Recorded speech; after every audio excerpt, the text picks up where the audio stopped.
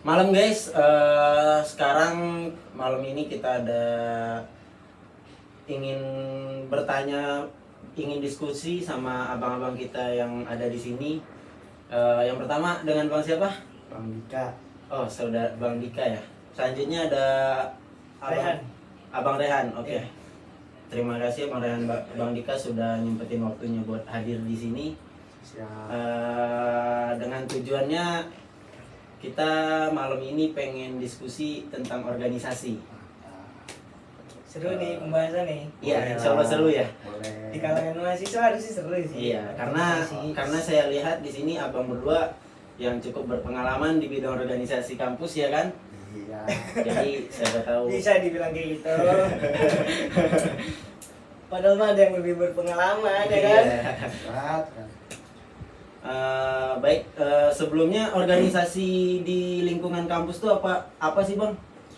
Untuk Bang Dika dulu nih. Oke, kalau khususnya di gua ya, gua Oke. ini kuliah di UIN Jakarta. Jadi UIN Jakarta itu organisasinya terbagi menjadi dua. Oke. Yang pertama organisasi internal dalam kampus, yang kedua itu organisasi eksternal. Oke. Contohnya organisasi internal dalam kampus di UIN itu khususnya apa aja?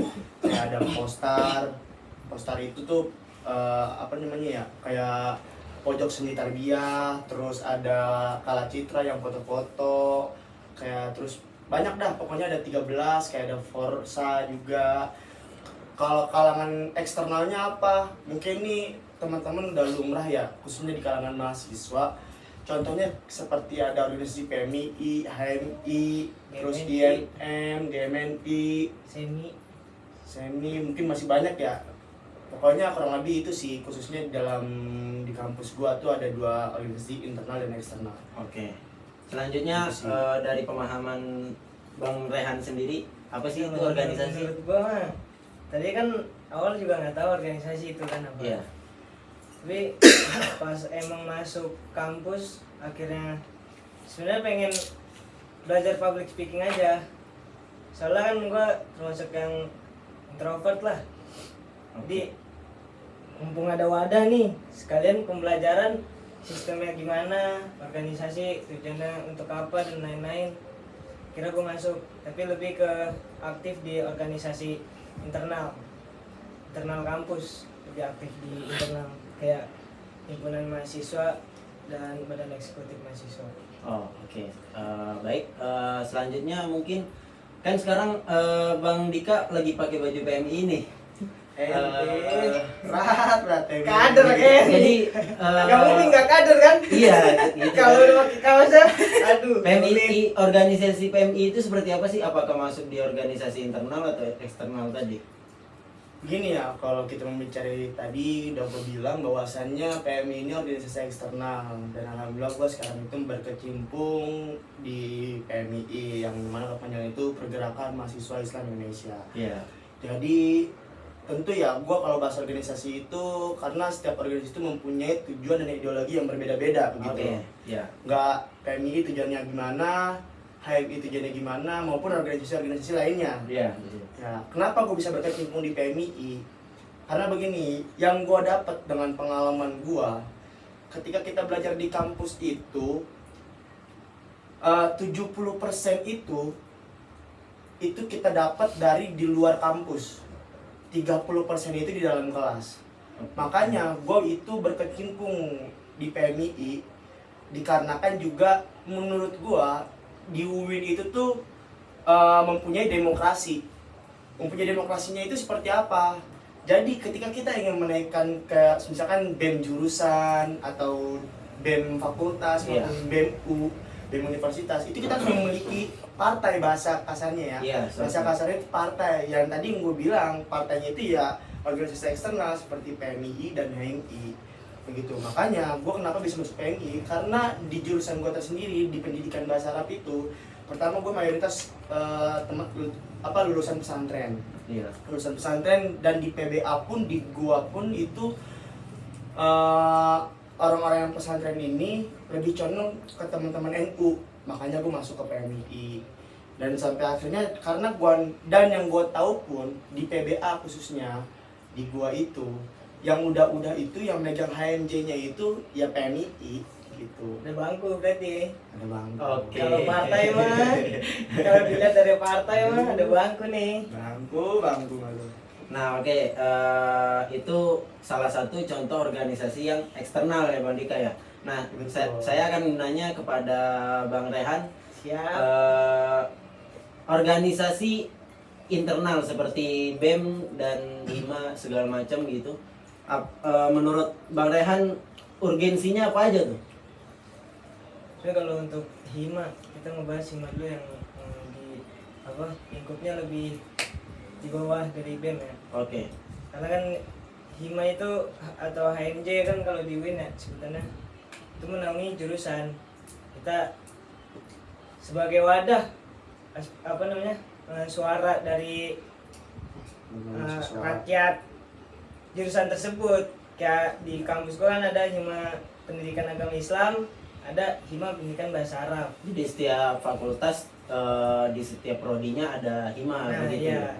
Dia menaungi apa namanya masyarakat jurusan aja. Oke, cukup. Nah, kalau untuk di badan eksekutif baru naungin suara-suara dari rakyat fakultas.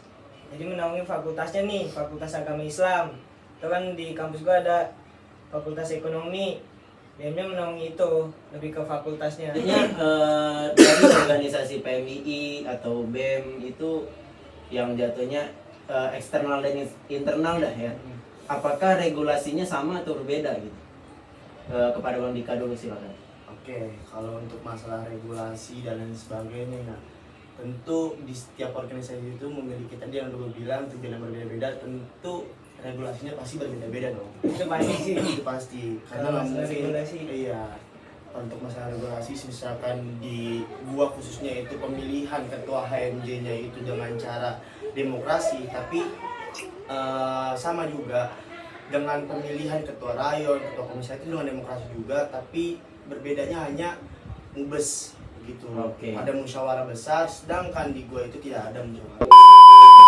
Nah, di sini kan banyak mahasiswa baru atau calon mahasiswa tentunya yang apa namanya ingin sekali berkecimpungan di dunia organisasi di kampus begitu kan.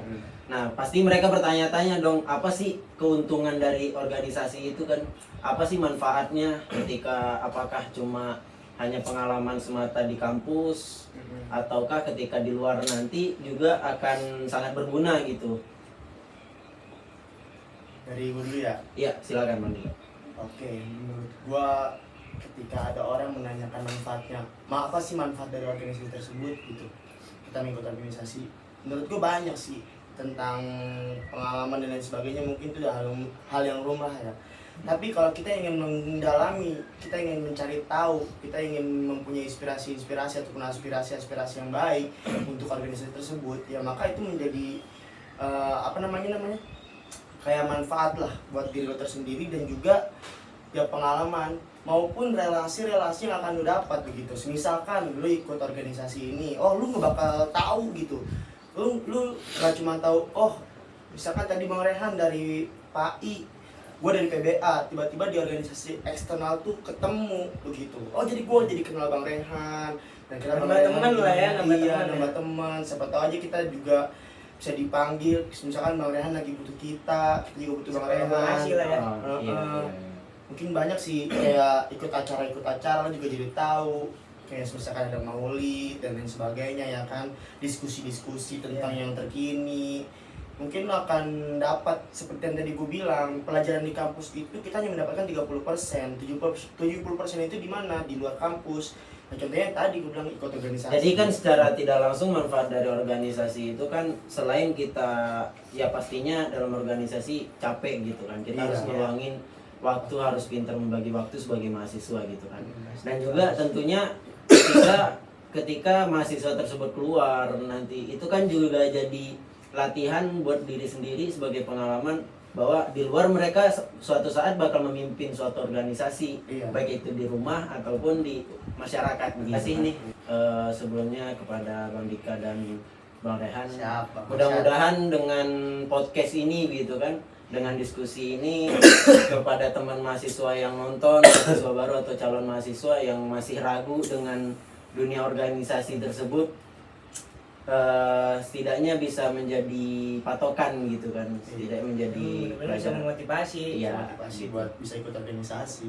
Oke, terima kasih sebelumnya nih Yang penting abang. mah ini jangan kapok, jangan Betul sih. capek mah pastilah wajar.